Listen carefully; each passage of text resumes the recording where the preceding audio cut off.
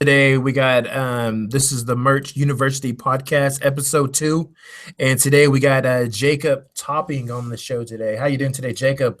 I'm doing pretty good, Joe. I'm Doing happy to pretty be good. here. I'm having a crazy day here. I'm really enjoying being on the show. I am happy to have you. Um, Many of you probably don't know, but actually, Jacob recently just got through finishing his merch tour. What's it called? Merch World Tour.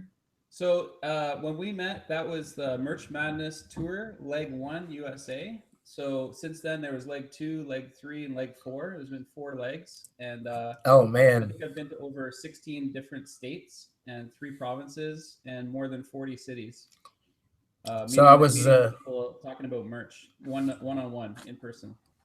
Yeah, so I was fortunate enough to get to meet Jacob. He came to my city, came to my little small town in Oklahoma, and we got to meet. It was pretty good. Actually, here's a little funny thing we can start off with is that I was waiting for him to come. I was at this little a fast food place. It's called Brahms. You can get ice cream there, burgers, and I told him I was like, I'm in my car and I'm waiting for you. I'll be here when you get here.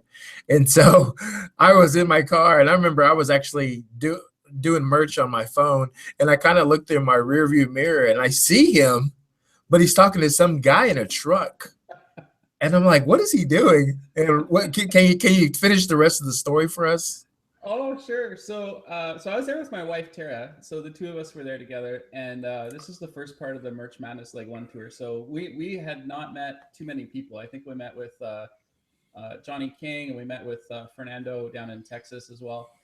And so we were driving and flying all over the place, and we were pretty tired because our flight was delayed when we flew into Texas before we drove up to Oklahoma to meet with Joe. And so I've never met Joe before at that point, and I knew kind of what you looked like from the videos because we did a couple podcasts together, and I think we have a couple of YouTube videos, well, not podcasts, but YouTube videos. So we had done a couple of YouTube videos, and so we pull into this place, and of course, like I'm out of country, right? I've never been to this town before. I've never heard of Brahms before, so we pull in, and we're trying to figure out where you're at, right?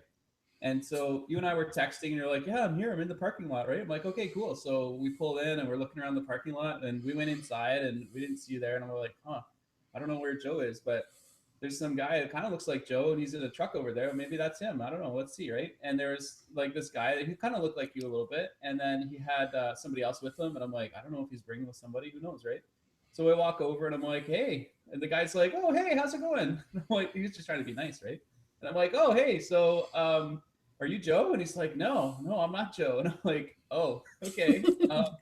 And he's like, "Ah." And I'm like, "Well, I'm here meeting with Joe Clay, and I thought you were him, but you're not him." And he's like, "No, I'm not Joe Clay, but we can chat if you want." And I'm like, "No, that's okay. I'm here to meet with Joe. I think he's here." And so it was hilarious. It was really awkward. And my wife was there too. She's super, super shy. Like, I don't know if you noticed that when we met, but Tara is extremely shy. She doesn't like talking to people that she doesn't know really well. So that is it was pretty hilarious.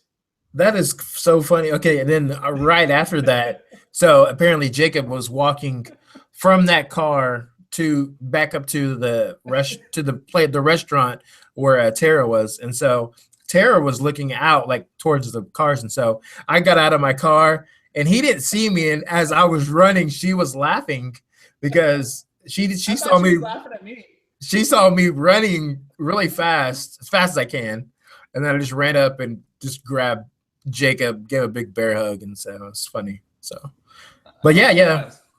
yeah. I didn't. I never thought Tara was shy or anything. She was. We had a great conversation. So Yeah, so yeah, we talked about all kinds of things. We talked about layer masks. I think we talked about balloons and unicorns and rainbows a little bit.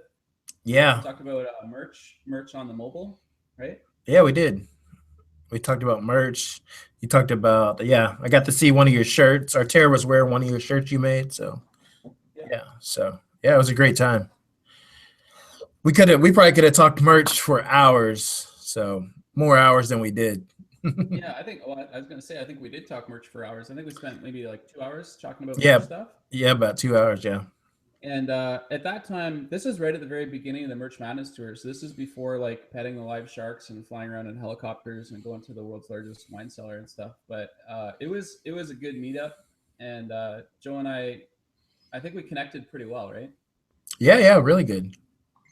So um, since then, we've been in contact and we've been sharing a couple of things behind the scenes, right? We've talked about different mobile apps on merch. Yeah, different. Yeah. I think you did a video now on the Over app, right? Showing people how they can load up custom fonts on there and have access to them in their mobile phone. Yeah, if you guys want to start doing uploads from your phone, check out the Over app. You can get some your own fonts, your 100% free fonts from defont.com for right on your phone, and then you can just easily open them and save them in the Over app. And so it's really simple to do. And I've been doing that for a while now. So, and I even using my phone just to upload too. You can upload to Giraffe or what? I don't know if this is just audio or if this is video too, but if you save, even if you put the audio up on YouTube, you could put a link to your video about how to load those custom fonts onto your mobile phone, right? Because you have a video on YouTube about it. Yeah, we could probably do this on. I could leave this on video on our YouTube. So yeah. So we'll do it both. I'll put this on my podcast and we'll have the video. So if you guys are listening and want to come watch the podcast, it'll be on the Merch University page too. So that's cool. So you've been doing lots of different mobile creating, right? I saw on your Facebook group. So your Facebook group is the Merch University group, right? Yeah, Merch University. Should put a link to that too. We can link to all kinds of stuff in this podcast. It'll be like a link festival. Exactly. So in the Merch University group, you were talking about Adobe Capture, right? Yeah, Adobe Capture. And that's a cool app because you can use it to capture any image and it turns it into a vector image. So you can send it straight into Adobe Illustrator. And one of the cool things about it is not only can you load up images that are already in your phone, but you can also take pictures of things live, right? And do you normally use them from your phone or do you do the live videos, the live pictures? I do both. I use a public domain and I also take live pictures just outside or around town or wherever. When I came across this app back in, I don't know if it was February or with March, I was doing research on the book Merch in the World of Print on Demand. And I don't think I put it in the book, but what I was using it for was for different alternative ways to capture hand-drawn images. So I would be sitting at my desk doing my government job, doing data analytics. And, if I needed a break or something, it's really mentally taxing because it's just looking at data all day and like visualizing numbers and spreadsheets and stuff. And so I would take a break and I'd pull out a blank sheet of paper and just start sketching and doodling and stuff. And then I would pull out my phone and using Adobe Capture, you can actually capture whatever you draw on the picture on the sheet of paper, like whether it's pen or pencil or whatever, and you can turn it into a vector image. So I was experimenting because I was working on a coloring book. There's a bunch of stuff that I work on that I don't usually tell people about. But since we're on a podcast, we could probably share it a bit. So I was working on a coloring book and I needed a pattern for the coloring book. And there's functionality in Adobe Capture on the mobile phone where you can actually, of course, you can capture a design that you've drawn, but then you can turn it into a pattern. Have you ever used the pattern function? I haven't. Yeah. So if you take like a hand-drawn image and you capture it, and then you go and you load that into patterns apps, you can make all these cool patterns, and you can basically snapshot those patterns as vector images and load them into like a PDF and make a coloring book out of them. That's how I found out about that app back in, I don't know if it was late February or early March. It must have been March. But that's really cool. Yeah. Cool app. Yeah, I mean, if people who don't get it, you could put out your hand, take a picture of your hand, and then upload it, and then you can have a vector image. If you don't know what a vector image is, if you're just starting, if you had Illustrator, you could just email that file and open up an Illustrator, and you'll have if you need a picture of a hand for you want on a shirt, just put it on there. You can change the color. You can do whatever you want to it. So make your own T-shirt. And for people that are new to images and stuff, there's different types of images. So one of them is a rasterized image or a raster image, and that's like pixels, right? So it's got a grid and it just fills in the pixels with whatever the color is and the shape. And so that's a raster image, and that's different than a vector image. A vector image is made with fractals or fractal math. So it's basically mathematics that draw curved lines. And so the beauty of a vector image is that you can scale it up or down both directions with very limited loss of detail. So it doesn't get pixelated. If you take a raster image, so something like a JPEG, and you scale it up or down, depending on the software that you're using, you're probably going to get what's called pixelation, so the little squares that come up on the image. With a vector image, you don't get that pixelation. You get smooth, nice, beautiful lines. And the reason for that is because the vector images, they actually have the math that is used to create those smooth lines, which is kind of cool. So in terms of Adobe products, a lot of people have heard of Adobe Photoshop and Adobe Illustrator, but Illustrator deals with the vector side of things, with those math-based images, whereas Photoshop deals with the rastered images, or just like a JPEG or a PNG file, right? Yeah, it does. I really have gotten to learn it, and just, I mean, I'm just kind of learning from the basics, but it's really helped me a lot in just making designs, and it's really simple to use. So you don't have to get all complicated to use it. You can just use just the basic functions, but then you can, gradually learn as you go on. So And it's a free app, right? So you just go into the, if you're on iOS, you can go into the Apple App Store and just download Adobe Capture. There's no cost to use that app, so it's a great way to capture images. If you're an artist and you like to draw your own pictures or paint or hand draw or charcoal or all the different ways people can do it, you can use Adobe Capture to like vectorize your images, and you can use those on merch designs, both on Merch by Amazon and other pods, right? yep, you can. You can. What tier are you at now, Jacob? So on Merch by Amazon, I'm in tier 500. All So I went right. from tier 25 in March to tier 100, and then in early April, which was, it's May now. So yeah, in April I tiered up from 100 to 500, and I'm looking to try and see if within the month of May if I can tier up from 500 to 1,000. A lot of people don't know sort of the history behind that, but when I joined Merch, it was back in late September 2016, and within about 2 weeks of me joining, the entire program um, put a pause on tier ups. So when I started, it was you started at tier 25, and it was paused, and it didn't unpause for me and for most people that are in Merch by Amazon until March.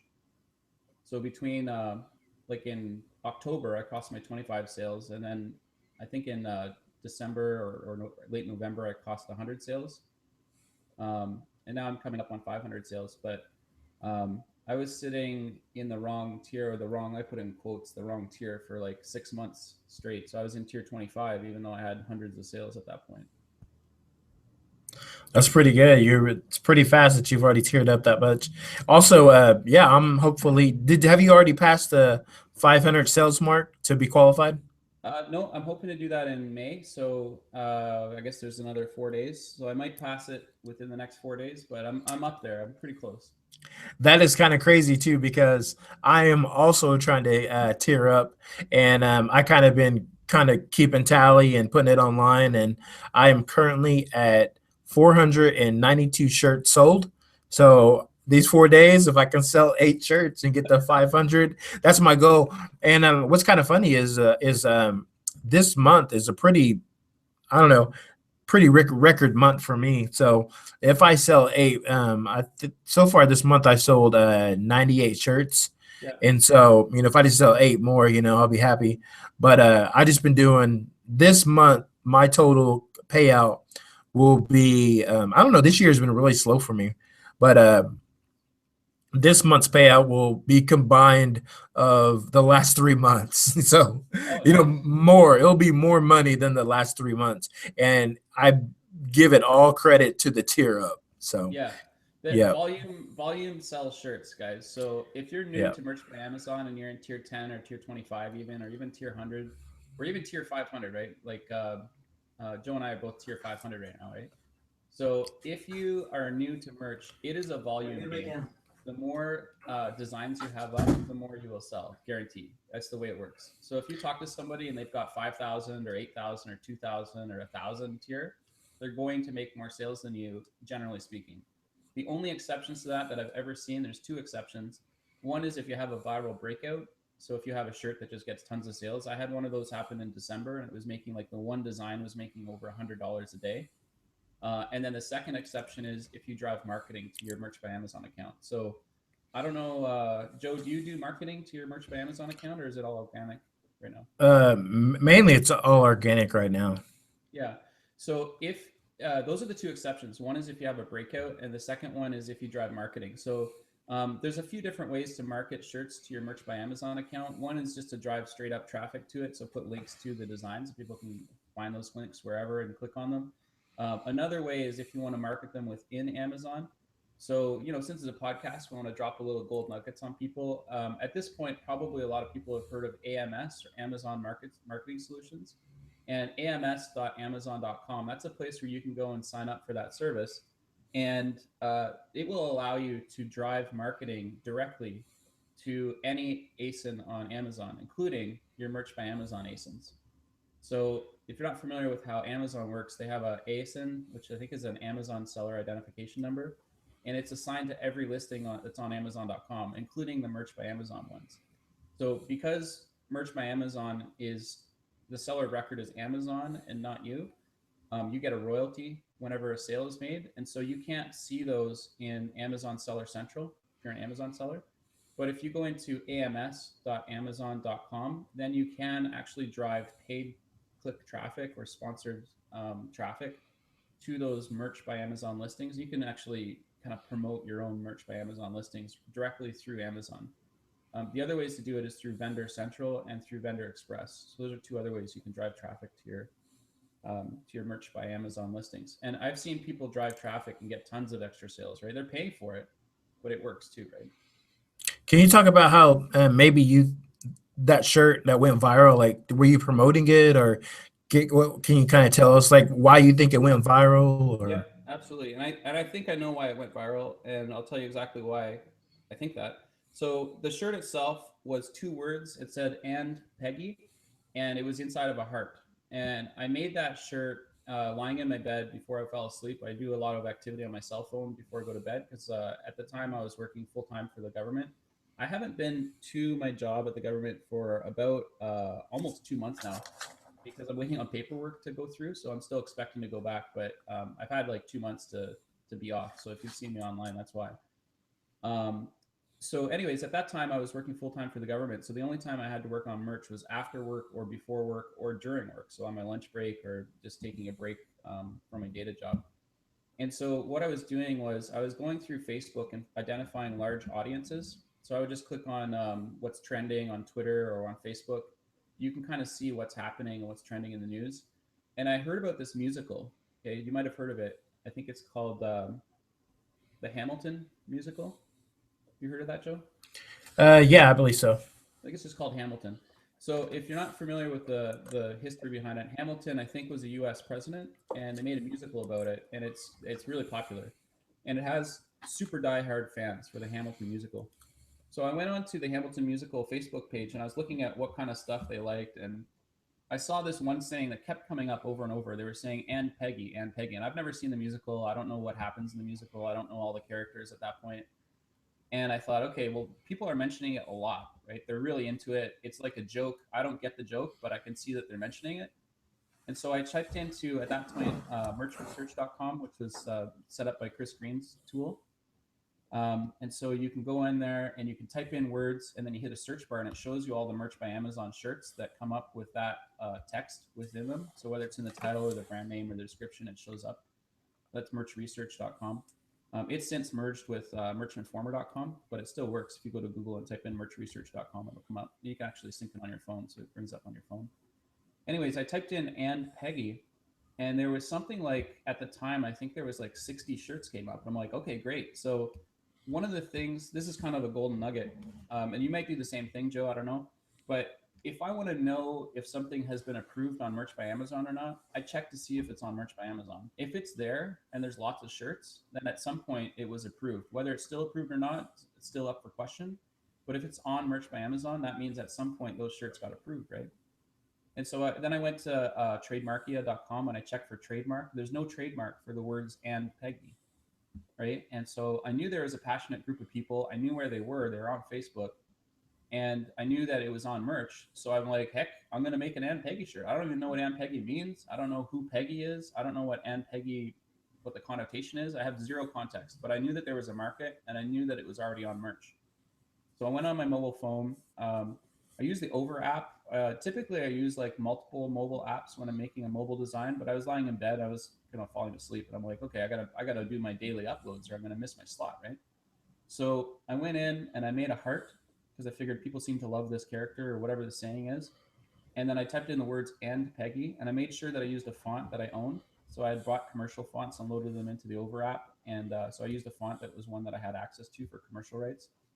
And I think I put exclamation point, right? So "and Peggy," I'd have to check. I don't know if it was exclamation point or dot dot dot. But I did an "and Peggy" shirt. I actually did two of them, and I uploaded them into Merch by Amazon.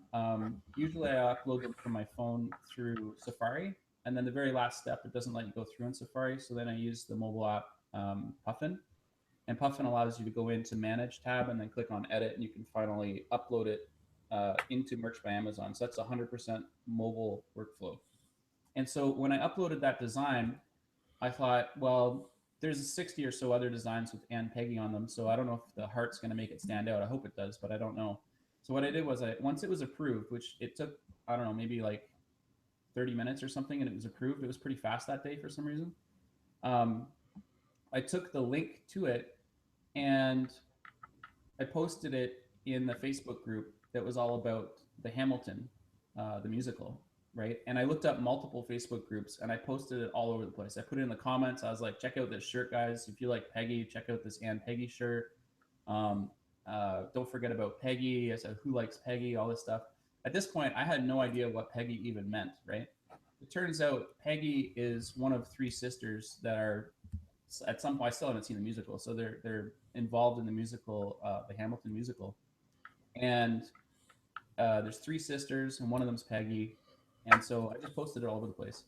And it started out pretty slow. I got like one sale, then I got another sale, and then every day it gradually started to take off on its own. So as soon as that bestseller rank or the BSR, as soon as it started to come down, once it went below 100,000, it got its own traction. It started to get views on Amazon, right? Because people are going on to Amazon now and they're typing in Ann Peggy, and it was coming up in the results. And of course, there was like 60 or something shirts at the time, so it was only one of those shirts, but it was the only one with a big heart on it. And it kind of looked clean, right? It was like, if you love the character, you're gonna maybe like a heart. And when I looked at the profile pictures and stuff of the people in the Hamilton group, they're all kind of young teenagers mostly. And I figured, okay, hearts and teenagers, that kind of goes well together. So so yeah, and it just took off. So every day it went up. So I had one sale and a couple sales, and then 3 or 4 sales a day, and then it went up to like, I think at some one point it was more than 10 sales per day. One Nice. design, and at that point I just about lost my mind. I'm like, okay guys, this is it. This is the platform. This is amazing, right? Like, where else can you get this huge traffic? At the time I was just blown away, right? And I wasn't on any other pods at the time. I think maybe I was on Redbubble or Zazzle, but I was on basically just all my traffic was through Merch by Amazon at that point. Man, that's pretty good right there. Just to get on there, and was that all organic traffic? Yeah, I didn't pay for any marketing. I didn't post any ads. I didn't do anything. I just found where the demand was, and then I created a shirt to meet that demand or that niche. And I just laid it down in front of them and said, hey, you know what? I don't need to fight with them. I don't need to like sell them on it. They already love it. I'll just put it in front of them, right?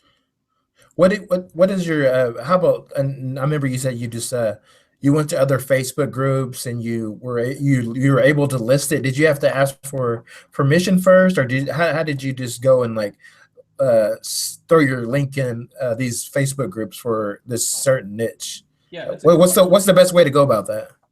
So I don't know if there's necessarily a best way, but I'm starting to learn about it. I'm taking this course from Rachel Miller right now. It's absolutely insane. You should totally check it out. But what I did was I looked for fans, right? And I looked for fan pages. And the reason I look for fan-based pages is that they allow you to post fan posts, right? So people are like drawing pictures of Peggy, and they're drawing pictures of her sisters, and they're drawing pictures of Hamilton, and they're like writing songs and they're doing essays and they're doing artwork and they're, they're acting it out as like action and stuff, right? And so when I see there's a Facebook page where lots of fans are making their own posts, it tells me that that Facebook page allows public posting. And when I see that, number one, it tells me two things. Number one, it tells me there's fans. So there's people wanting to engage with this topic, whatever the topic is. It could be dogs, or it could be sports, it could be play musicals, whatever it is, right? And number two, it tells me that they let public posts go through. And sometimes they wait approval and sometimes they don't wait on approval. So there's two types on Facebook. So you can actually check that. So if you go to any Facebook page and you click on the little tab thing, it's called posts.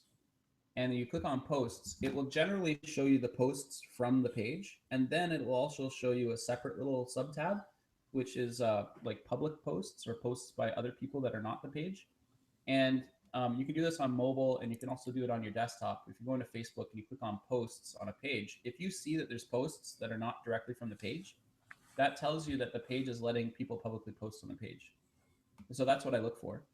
The other thing that you can do is whether there's posts or not, you can go into most pages and you can make a comment on existing posts. And this is probably something as a user, you probably do it all the time.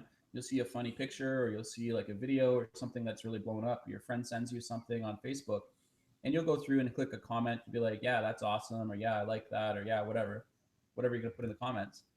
On just about any kind of post, whether it's in a closed group or an open group or a page or a Facebook, any of the different types of Facebook things that you can interact with, even the images or the videos, most of them have comments, and you can drop in whatever you want in those comments. They don't restrict links, right? So if you want to put a link to one of your designs in any page, whether it's an open group or a closed group or even a secret group, or whether it's a public page, or whether it's just you searching for stuff that you like on Facebook, you can drop your own links to your shirts in those comments, and they'll get seen by everybody else who goes to comment for a while, right? Yeah. And if people like it, and if people interact with that post that you did, it'll actually rank. So some of the things actually show you the top comments or top commented. If you can become a top commented on a popular viral post, you can get tons of exposure. That's something I've been experimenting with recently. So I'll go and find a group of people that are super passionate about something, and I'll look for a viral post. And what I define as a viral post is a post that has more than 25,000 views in less than 24 hours in the last 24 hours. Wow. Wow. So if you find a post, like let's say it's a video of somebody scoring a goal for an NHL game. This is NHL playoffs right now, hockey, right? And when they score, people go crazy and they want to watch the replay, right? So people post the replay up through like, I don't know, TSN or ESPN or the NHL, or just their own, they record it on TVs and post it, right? So if you find a viral video and it's within the last 24 hours and it has more than 25,000 views, that's a pretty good indication, in my opinion, that a lot of people have seen it. It's 25,000 people, right? Mm-hmm. And then I go in the comments, I see what they're talking about. I'll make up a shirt that goes with that, or I'll find a shirt there's lots of pods like Fan Print or Sunfrog or Gear Bubble where you can actually get affiliate links on existing shirts. Yep. And I'll grab a shirt that matches up with that fan base, whatever the fan base is, whether it's sports or dogs or nurses or whatever. And then I'll post it in the comments. And what happens is if people immediately engage with that, you can get moved up to top comments, and then you get exposure on everybody that's watching that viral content. So whether it's a video or a picture, whatever it is, a meme, whatever. And so that's a great idea. I don't want to say hijack, but it allows you to leverage the popularity of the post with your content. And whether you made the shirt or whether you're linking to a shirt that somebody's made and you make an affiliate commission, both ways, it's great. Because if somebody buys the shirt, you get paid both ways, right? Yep. Hey, I like that. That's a really gold nugget for us right there today. So I like that one. I'm always trying out new strategies and new things. You've read my book, so you've seen in the chapter 6, I have this whole community section, and I post in there a lot of the top places that I love to follow to sort of learn more about merch, and not just those places. I put in, like, if you go to YouTube, you can subscribe to channels, right? Joe, you've got a YouTube channel, right? What's the name of your YouTube channel? Merch University. right? So if you guys go into YouTube and you type in Merch University, you can go and subscribe to Joe's channel, and he'll put up content over time. He might not do it every single day or every week, but whenever he puts up a thing, if you're subscribed to it and you hit the little bell as well, you'll get a notification every time that video comes up. It is, I can't underestimate this. It is so valuable for us as sellers to learn how the methodology, the how to do things, right?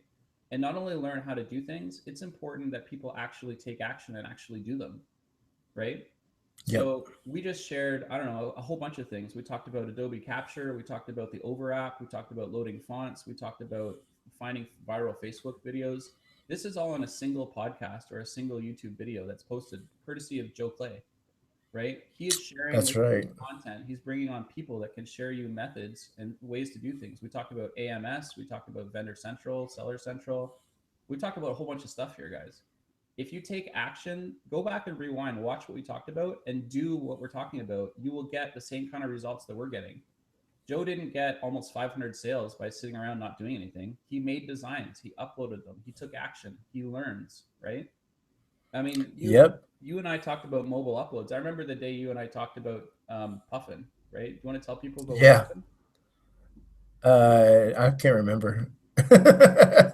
What happened? Did I get a sell? We were talking, and I said that I did a mobile upload, and you're like, "Oh yeah, that's cool. I can make stuff on my phone." I'm like, "Yeah, no, but you can upload it too." And he's like, "No, you can't upload it. I got Safari. I tried. You can't. It won't let you go through the last screen." I'm like, "Joe, you got to use Puffin."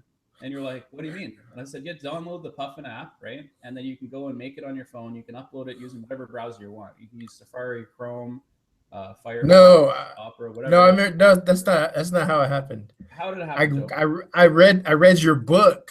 I read your book. You read the Go book. get Jacob's book, and there's so many tips in there. I read where it said you can use the Puffin app to upload to merch, and so I stopped reading the book right there. I just for 1 second I was like, I have to stop right now. What I'm doing, went to my phone, found I made a shirt, and then I went to the Puffin app. I downloaded it. I was able to push. I could get to, if you Safari, you can get to the last step, but you Yeah. cannot upload it. But if you go to the Puffin app, you go right there. The last step, it works. So you push OK, and my shirt was uploaded, and then I immediately told Jacob. So Yeah. So when I got your message though, I said, yeah, you just use the Puffin app and the last screen you yeah, upload it, right? So you're right. yeah, You exactly. saw it in the book first, and then you messaged me, and you're like, Jacob, Yeah, I just uploaded a mobile app, and I was like, yeah, I know you use Puffin, right? And then yeah, you saw it in the book. Sometimes I get yeah. confused. There's so many people I'm talking to about mobile uploads, about how to do things, and so many different topics in the book, and sometimes I get mixed up. But It's kind of you ended it's up kind of cool.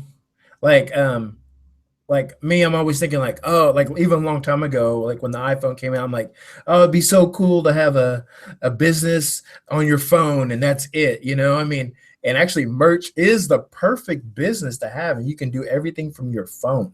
yeah. So it's so cool. I mean, Have you anywhere, you used can be anywhere you want. Have you used any of the mobile apps for other pods on your phone? No, I haven't. Okay, what other pods can you use it for? See, Redbubble's got a mobile app on your phone where you can directly upload your stuff into Redbubble through Okay, their mobile app. It's a native mobile app, so it's not even the web page. It's like through their mobile app, right? okay, I didn't know that. Teespring's got a seller app as well. So if you go to the App Store, Apple App Store, and you type in Teespring, you can download that. They've got a seller app and a buyer app, so they have both sides covered on the mobile app side. If guys, I would encourage you. This is something that I've started. I don't know if I started to do this. I'm a registered iOS developer, so if you didn't know that already, I can make apps for iOS and I can upload them directly into the Apple App Store. And so that's a certification or a program that I pay for through Apple directly. And so, as an iOS developer, I'm always thinking about what kind of things are available through iOS. And also, I'm registered on the Android as well. So, I'm a registered Android app developer also. And so, I'm thinking about what kind of things could I build for iOS or Android that people would love. But before I even look at building things, because it takes a lot of time, right? I use Swift on Apple iOS. I used to use Objective C, which took a while. It took only like more than 6 months to really learn it and get good at it. And then on Android, you can use Java, or you can use other programs to code in other languages and then translate it into Java. But anyways, what I like to do now is before I start to code something, before I make something, I'll go into the app stores and I'll look for what it is that I want, right? I'll say, what do I want? So if I want to work with images that I can use for Merch by Amazon, I know it has to be a .png and it has to have a transparent background. So I'll go into the Apple App Store, I'll type in .png, I'll do a search.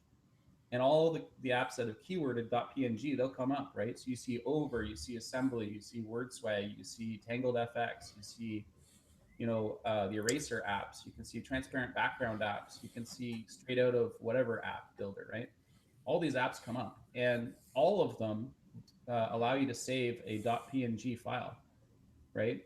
So what that means is I can go and use whatever the app is, right? Any of those apps I just mentioned, and you can save a .png file with a transparent background into your library on your iPhone, and then you can load it from your library into any other of the apps. So I use multiple apps. I'll like build something in assembly and I'll save it, and then I'll bring it up and maybe use that image as a background for Word FX, put some extra text and stuff on it.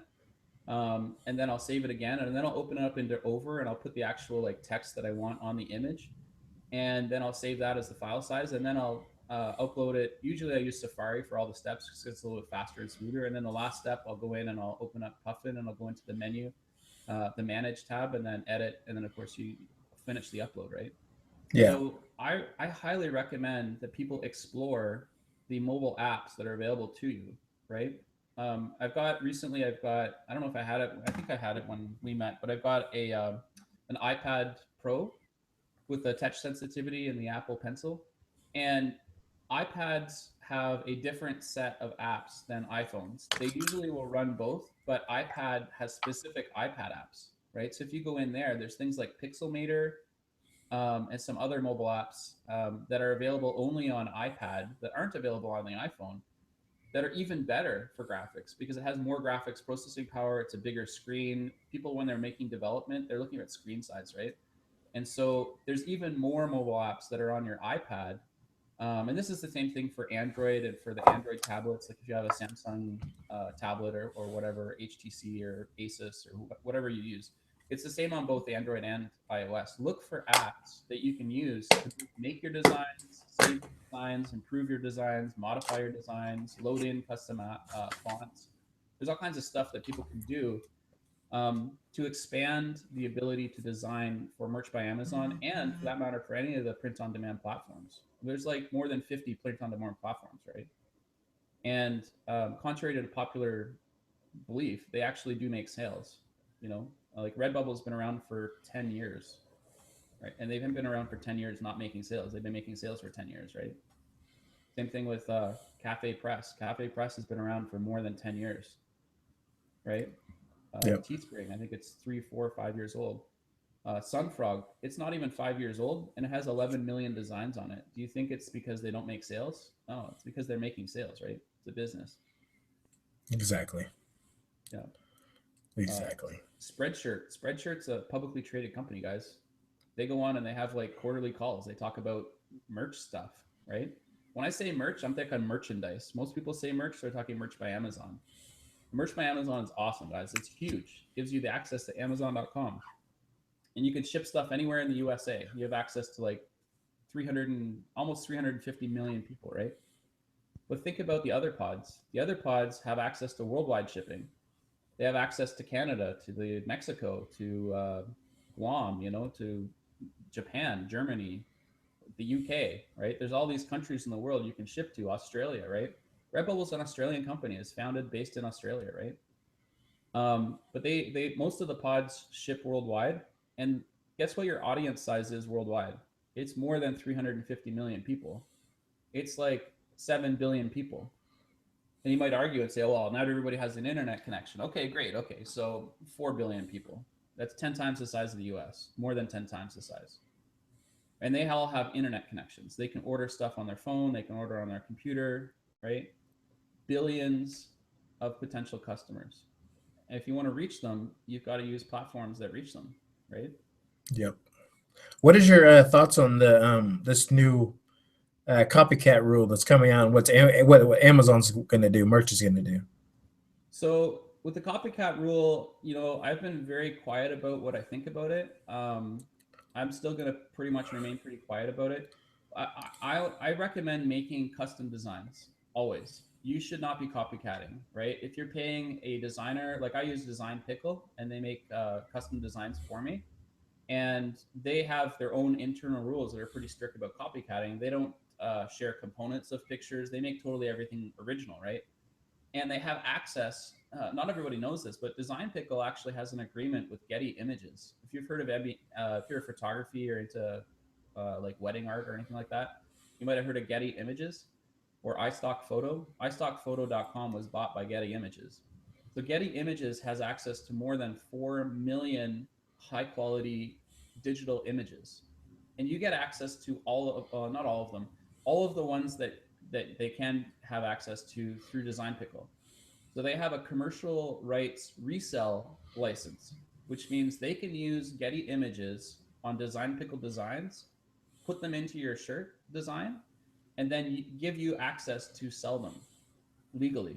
You have access to millions of high quality images through Getty Images through Design Pickle, right? And so Yeah. that's what I use for mine. And so I don't have to worry too much about the copycat rule because it doesn't really affect me at all. Um, when I first started out, I was doing a lot of designs on my mobile phone, and I was using Assembly.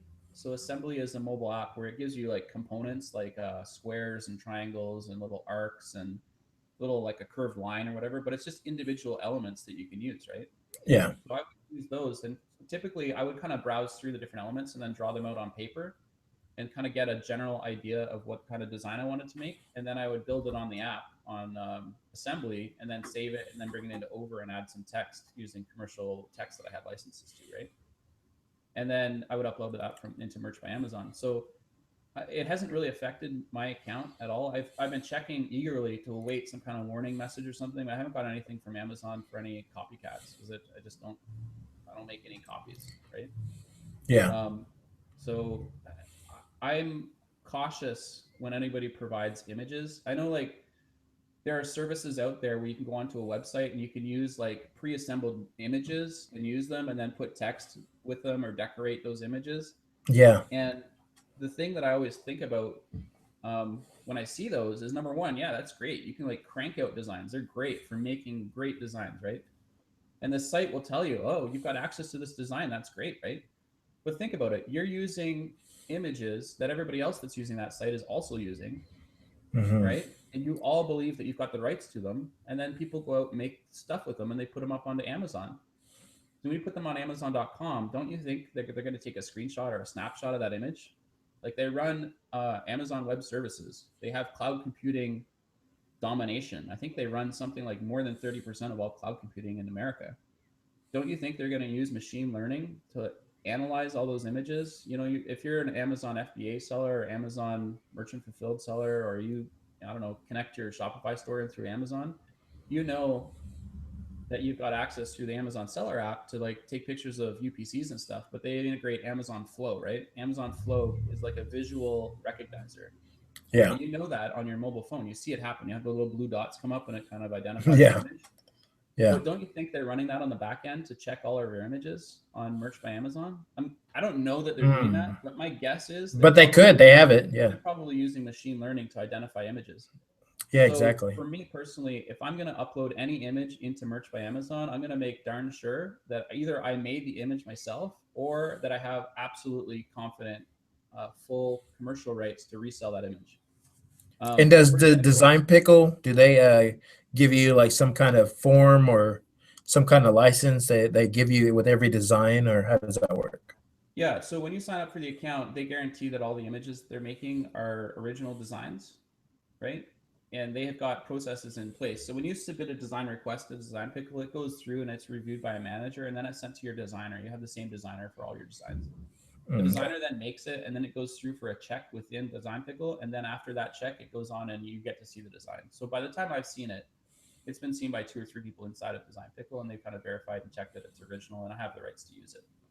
So that's one of the huge conveniences that I like about it. The other thing is my designer with Design Pickle happens to be located in the Philippines, even though Design Pickle is a US based company.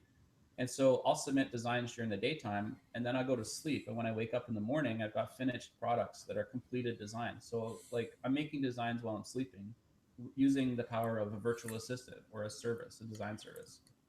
Can, right? can you use kind of all those go, design services. what's a, if somebody wants to use Design Pickle, how does that, how does Design Pickle work? So first, what you do is you set up an account with them. So you can put a link in your description to the podcast or the YouTube video. I can show you how to make up your own one because they have affiliate links too, right? So when people click on your link, you kind of get a percentage or a dollar amount or however. If they have multiple affiliate programs, so I can show you how that works too if you want. But basically, what happens is you set up an account with Design Pickle, and it gives you what they call unlimited access to your designer for whatever the time period is. And I think they sell it in chunks of months. Okay, so for the month, for 30 days, you have access to that designer. And the base cost, I think, is $370 US dollars per month, which sounds like a Okay. huge amount of money. And it is, it's a lot of money. But you think about what that gives you access to. It gives you access to a designer for a whole month, right? It's Monday, Tuesday, Wednesday, Thursday, Friday, 5 days a week. They do take the weekends off. But 5 days a week for the whole month, you get access to that designer. So typically a month is going to have 20 days in it that are weekdays. So think of it as 20 days that you have access to a designer. And you could submit designs to your designer in groups of designs. So what I'll do is I'll go in and I'll submit like 5 or 10 or 20 design ideas. And then based on those ideas, they'll read my design description, the idea, and they'll generate a design based on what I've asked them. So they will look at the request. So I might say, hey, I want a dog shirt. I want a picture of a pit bull on it. And I want the dog to be riding on a surfboard because I think there's a bunch of people that own dogs and also enjoy surfing, right? That's my target market is surfers who own pit bull dogs specifically. And then I'll say what the dimensions are. So it's got to be 4,500 by 5,400 because I know I'm probably going to send it to merch by Amazon, and it has to be a .png file. Now, when I submit a design, they automatically give me back the results in multiple file formats. They give me .png. This is automatically. I don't even have to request this. They give me .png. They give me .jpeg. They give me .pdf. And they also give me the original design files. And they use Photoshop and Adobe Illustrator. So Adobe Photoshop and Adobe Illustrator. So if they use PSD, I get the original PSD files. If they use Illustrator, I get the .ai files. So I get those 4 Okay. file formats included with every design that I request.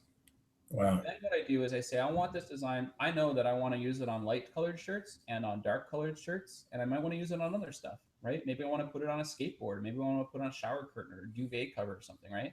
But they're going to come in Yeah. basically light and dark colors. So I'll tell my designer, hey, when you make this design, I want to see like 2 or 3 variations of this request, and I want to see them on light that will work with light colored backgrounds and with dark colored backgrounds. And not only that, I want it to be both in full color and black and white, right? Oh, So wow. that's when I make a request for a single design, I'll say what it is I want, what the file format is, who the audience is, and how I want the design, right? The other thing they allow you to do is what is there something that you want to use as inspiration, or is there something that you don't want, right? And you can upload a file if you want. So what I'll say is, okay, if I'm looking at a niche and I see there's like 10 different shirts and they're all kind of basically the general concept of what I'm looking for, I'll Yeah. send them a link to all 10 of them, not 1 or 2 of them. I'll send them all 10. And I'll say, I Oh, want wow. to be inspired by these 10 images and make something original that's kind of like these things, except it's going to say this text and it's going to say this image and it's going to be this size. And here's the audience, right? And I'll usually mix Yeah. it up a bit. So let's say if I see a bunch of people flying around on unicorns, maybe I'll say, okay, let's fly around on hippopotamuses, or let's fly around on panda bears or something, right? Let's fly around on, forget the unicorns. I mean, there's tons of unicorn shirts. Yeah. It's a maxed out niche. Unicorns are great. People love them, but it's full. Yeah. So why Yeah. not have them fly around on an elephant? Have them fly around on a, pterodactyl, right? Have them fly around on, Exactly. a phoenix if you want. Like, you got to be creative, right? So Yeah. I'll send them that for inspiration. And then it has like a section for what don't you want. And I'll say, okay, I don't want it to be a cartoon, or I don't want it to appeal to this other group of people, right? Or I don't want to have these words on it, or I don't want any color purple, right? I want no purple in this design. I'll put what I don't want and what they can be inspired by, and then I'll have a full description. So I send that to them, and I can upload a file too. So like, let's say if I hand draw something or I draw something on my iPad, but I can't really get it right because I don't have time. Maybe I don't do a full complete picture. I'll sketch Yeah. it out and then attach that image and send it to Design Pickle, and they'll look at my image and they'll make their own image based on the one that I hand drew, which is obviously Yeah. original because I hand drew it, right? And then they'll make an original design and send it back to me. And then when I get it back, I don't get one image back. I'll get like 10 or 12 or 15 images for each request. So if I Wow. get 2 requests a day, I'm getting back like 20 to 30 images back every day. So when you do the math, right? If I'm paying $370 a month and I'm getting 20 days in that month, and each day I'm getting 2 requests, and each request I'm getting back 10 designs, I'm getting back hundreds of designs for $370. My average cost for original design with Design Pickle is now hovering around $1 or sometimes less than $1, depending on the month. Like I've had Wow. months where my average cost for original design is like 70 cents. That's just with Design Pickle, Nice. right? Yeah.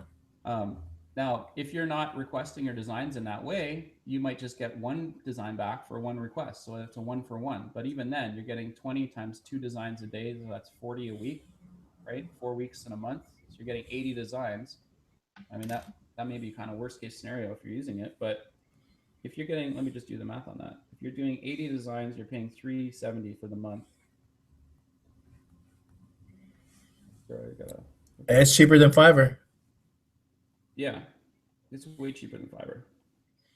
$4.60. So 370 by 80 designs. Yeah, it's $4.62 or 63 cents. That's cheaper than Fiverr. You're getting original custom design. And that's worst case scenario. Like I'm getting a lot more than that because I get more than one request back when I do it. Yeah. So I found out about Design Pickle through Chris Greene through the group Merch by Amazon. And he had like a discount link. So on Black Friday, I signed up. So I actually got a discount. And I'm like, man, that's a huge discount. I'm going to use it not for 1 month. I signed up for 12 months. I signed up for a whole year. Wow. So I think my cost on that is like, I think I got 30% off for the year. And so I get a whole year of unlimited designs every weekday, minus holidays, for a year. So my design cost with Design Pickle per original design is like, it's most of the time it's less than $1. I'm paying less than $1 for each design. That's really good. Yeah, like it's awesome. Like I recommend everybody use Design Pickle, even if you pay the full price, and even if you just do it for 1 month. It's unbelievable the quality of designs that you get. And if you don't like your designer, you just let them know. They'll give you a different designer, right? You just Oh, wow. go through them until you get a designer that you love, and then use that person. Like when I started out, I had a designer, and she was pretty good. She was really consistent, but her design started kind of like fading a little bit, and they're not getting quite as high quality as they were at the beginning. And I just said, hey guys, like I need really high quality designs all the time, not just some of the time. So they gave me a new designer. My new designer, not only is she consistent, she's just cranking them out, but they're always good, and I love them, right? And as long Wow. as they keep giving me great designs, I'll just keep using them, right? Exactly. When my 1 year is done, I mean, I just started with them a few months ago, so I still have like months and months left. But when it's Yeah. done, I'll probably sign up again. And I've been talking with Tara. We're thinking about getting multiple accounts with Design Pickle. Then instead of getting 2 requests a day with, like, let's say my 10 or 20 or 30 designs that I get back, I'll double that or triple that. I'll get multiple designers with them. They're really good. Another question I have to go with that. So if you're saying you're getting all these multiples or whatever, Yeah. how many of those of that one idea would you upload to merch? If you're getting different colors, you're getting black and white, you're getting light and dark. Yeah.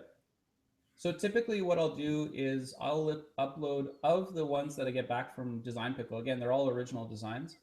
I will typically upload up to 4 per day from each request per day onto Merch by Amazon. Okay. And the rest of them I kind of shuffle away into my giant design bank. And I draw on them for different reasons. So sometimes I'll use them for advertisements, right? So sometimes I get a mock-up on a t-shirt with a background or something. You can use the service like Placeit to do that. Or you can use Sunfrog now offers integration into Placeit for the small size images. So you get them for free. You can also use different mock-ups like Spreadshirt, for example. You've heard of Spreadshirt, the pod?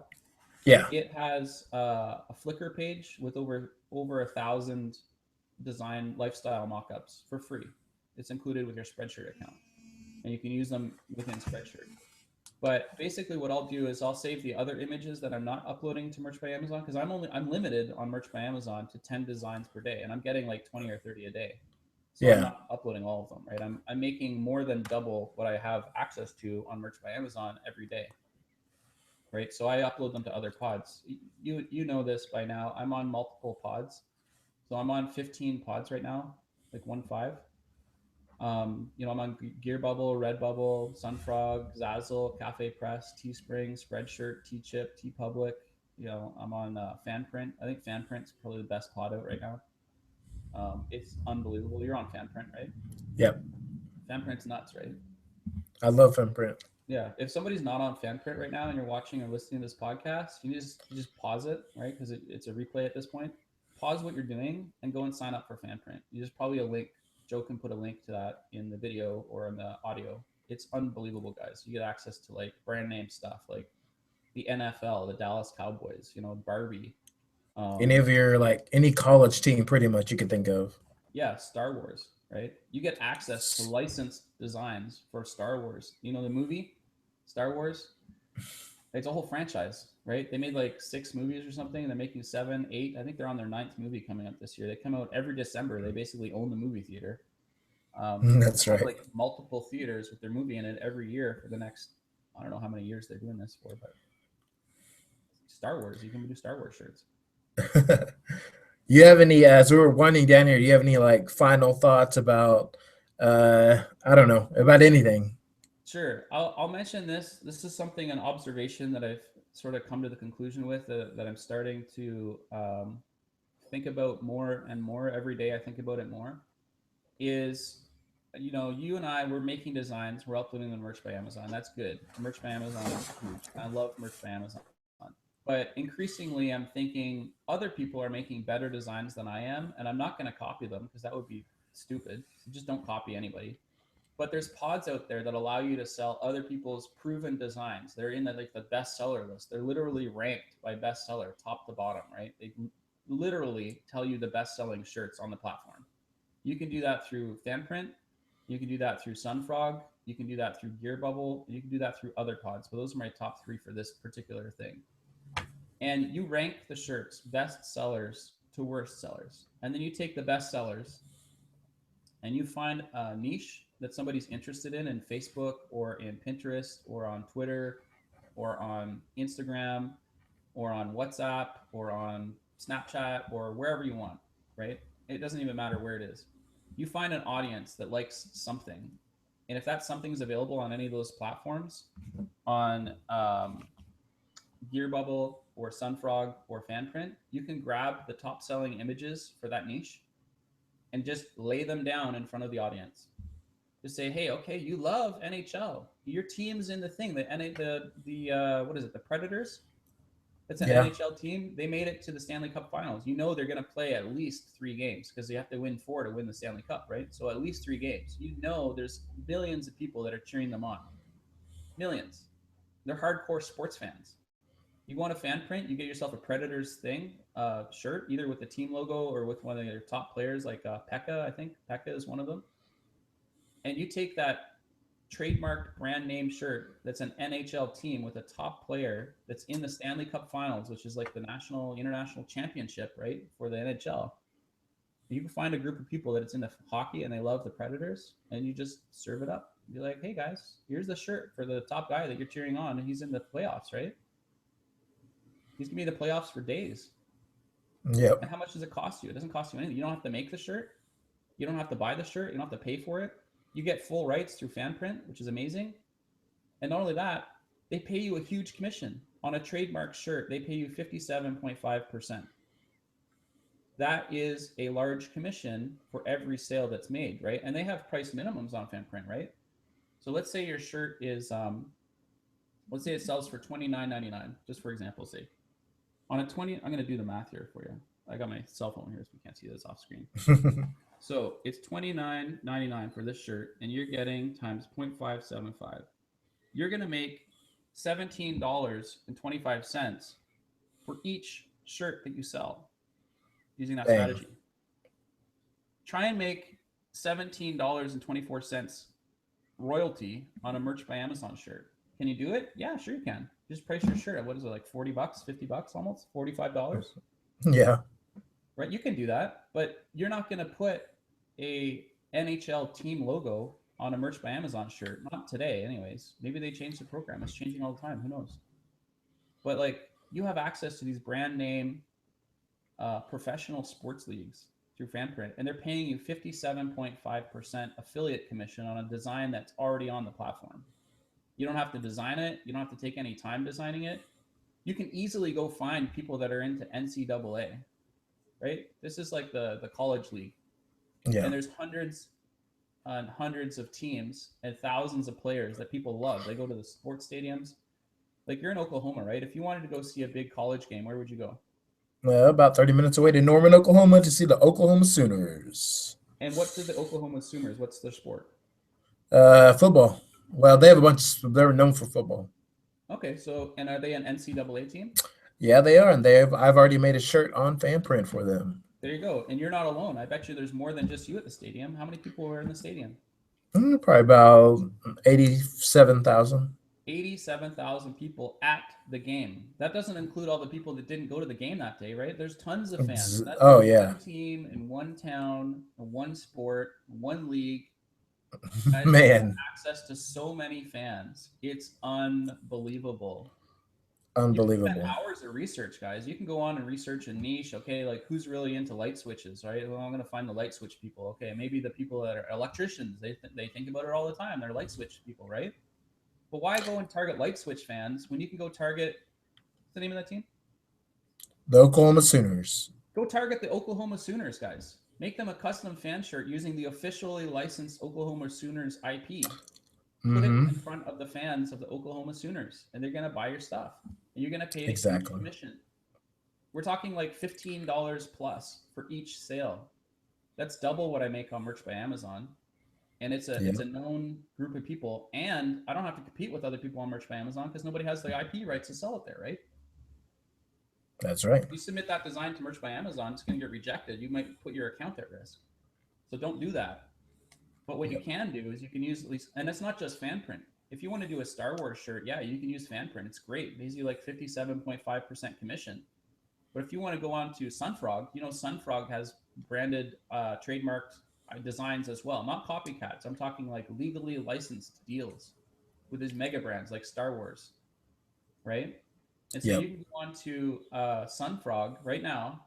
If you even Google, if you're in the US and you Google Sunfrog, in the search results on Google, they have a Star Wars category that sometimes comes up. Depends on your regional, because I did it in Canada. It doesn't come up in Canada. But when I was in Rhode Island at the Scan Power conference, I did a search for Sunfrog, and it came up with Star Wars right in this Google search results under the Sunfrog listing. So I know that they're definitely licensed for this. This isn't some copycat Star Wars stuff. This is the actual Star Wars brand, right?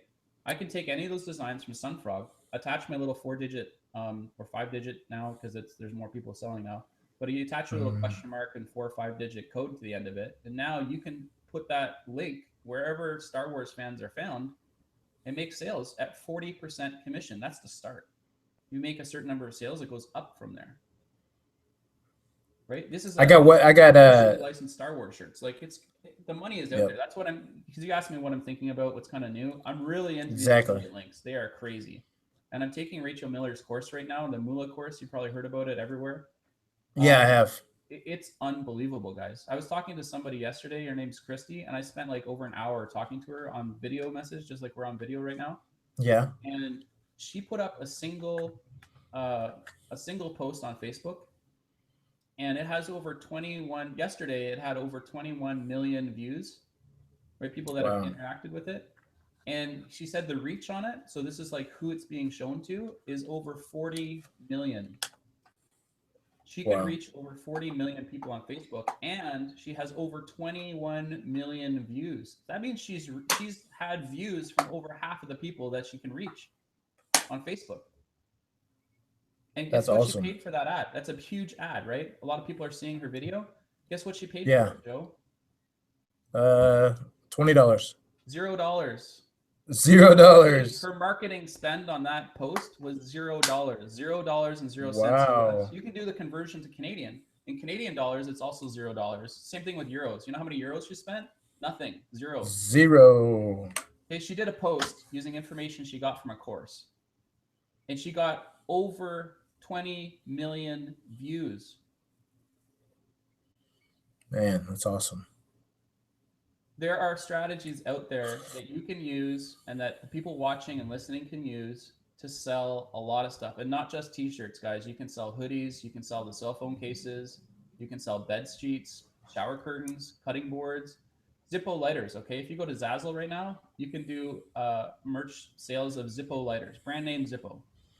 If you know somebody who smokes or likes to have cigarettes, or maybe not smoking cigarettes, maybe they're smoking something else. Maybe they're smoking cigars. Maybe they're in Denver and they're smoking pot. Who knows? People like to light things Oh up and yeah, smoke it, right? So if they're a smoker and they use a lighter and they like Zippo lighters, okay, make a Zippo lighter with some kind of image that they might appreciate, right? Maybe like, I smoke a lot, and just put a picture of somebody smoking a cigarette and put it on a Zippo lighter and then market it to people who smoke. There's so many ways that we can make money online right now. It's unbelievable, guys. And you've been hearing this probably for years, probably from more than just me and Joe. You probably heard this from all kinds of people. The difference exactly. that separates people that are making a ton of money online marketing stuff and the people that are not making money is taking action. You have to make the designs, or you don't even have to make the designs. You don't even have to have a computer. You can go on your cell phone right now, grab an affiliate link from Fanprint or from Sunfrog or from Gearbubble, right? Post it onto a Facebook page that you don't even own. You don't even have to have the Facebook page. And you can get sales like today. It's that crazy with no computer, right? You need an internet connection. That's it. There you go. That's your fingertips, guys. Just just got to do it. Just got to do it. That's my thing. You got to do it. You got to hear all this stuff that we've talked about today, and you just got to go out and do it. Don't. I know. They can pause the video, they can pause the audio, they can rewind a bit, and they can listen to it again, and they can Yeah. write it down, take notes, and then do it, guys. Do I it. mean, I don't know. We've been talking for an hour and a half, right? Yeah. Maybe you're going to edit this. I don't know. But No. edit it or not, No we've editing. been talking for over an hour and a half. No editing. No. Okay. And if you haven't picked up at least 5 different things you can do in the next hour and a half, then you're missing out. So like, take the next hour. You spend an hour watching or listening to this podcast. Take the next hour doing something about it, right? Exactly. Upload images, connect a link, download a mobile app, sign up for ams.amazon.com. Do something to make money for your future self, right? Yep. Exactly. Like Joe, you've taken, what's probably the funnest thing that you've ever done that has made you money using merch or any of the pods? What was that again? What's something that you've done? You took some action. What's one action step that's so doable that somebody could literally do exactly what you did and probably make some money with it? Let me see here. I mean, just something that I would like to tell people you can do. I mean, just go look at what people are doing for their hobbies or what they're collecting, and just find one of those. And one example I want to give out is it's like a case study that I'm doing on the Merge University. And I was looking up hobbies and I came across paintball. I made a shirt. And then I actually put it on my Facebook page, and I go, all right, guys, I'm going to make a Facebook page about paintball. I'm going to make an Instagram page about paintball. And probably like, less than a week later, I had 6 sales from one person. And so, and I put that up, posted up about that. And so just to show you guys that, less than a week after I made the shirt, posted it, put it these places, I don't know if the sale came from Instagram or Facebook page, but it was out there and the opportunity was there and to people to buy it. So, you can go out and do that same and have that same success, So. Yeah. And you don't have like 10,000 design slots on Merch by Amazon, right? Nope. I only have 500. I only currently have about 360 designs up. So I'm working on the rest. So. And you've made sales, right? Yep. I make sales every day. You've made probably more than $1,000, I'm guessing, right? More than $1,000 on merch. Yep. Do you think anybody that's watching could make $1,000 on merch if they followed the steps we put in this one podcast, this one video? Oh man, they can make way more than that. Yeah, easy. Do you hear that? You're looking for the secrets to make more than $1,000 with Joe Clay. He just told you can do it. Yeah, right? I mean, here's another thing to point out too. We got to wrap this up because I got to go. Tara needs me for something over here, but don't be afraid to fail. You will put up designs that make no sales. You will do posts that get no likes. You will download apps that you never use. You might even take a course that you don't listen to. I have people, you guys know, okay, so we put a link to the book down here. Joe's got a link to the book. There's people who have downloaded the book. They paid $57 US for a book, Merch and the World of Print on Demand.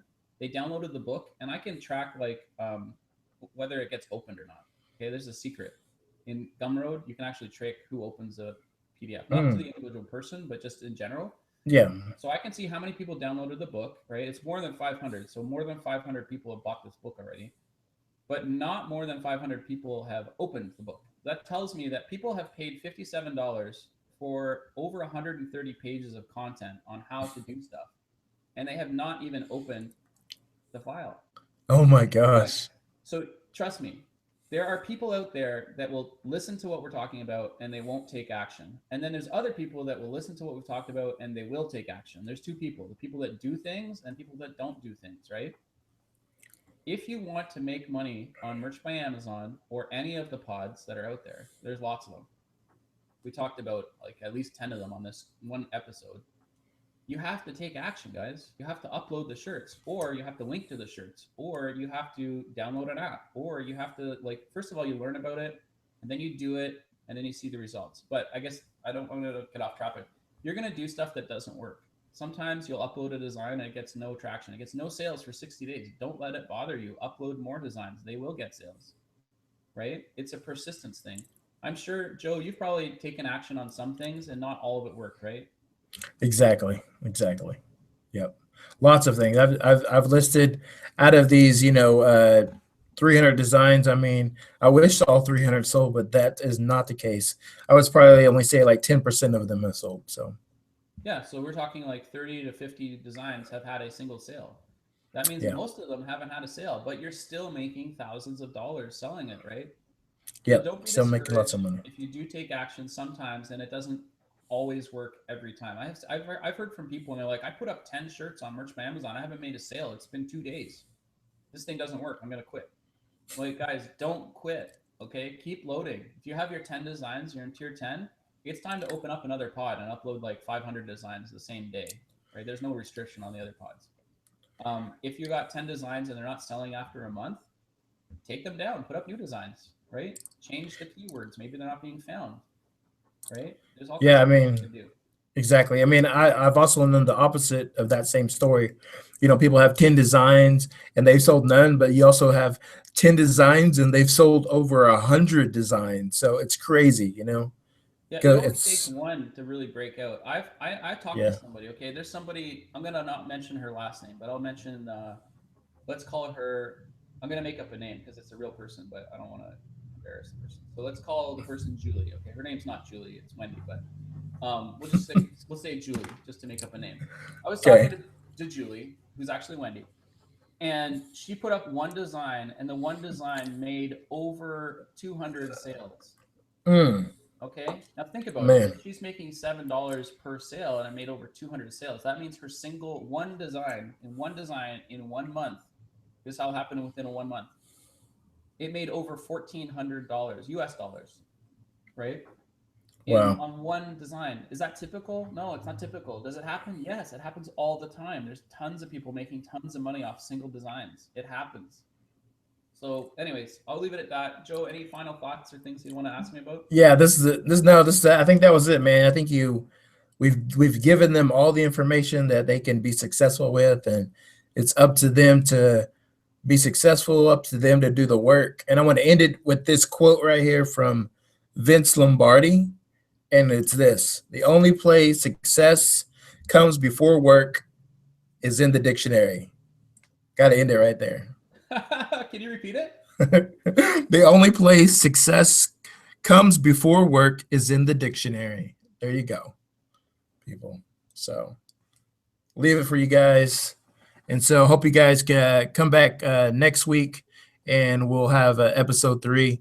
And I'm not sure who we're going to have on for that, but we'll surprise you. So makes you want to come back. All right, guys, you guys have a great day. And Jacob, you want to say your bye?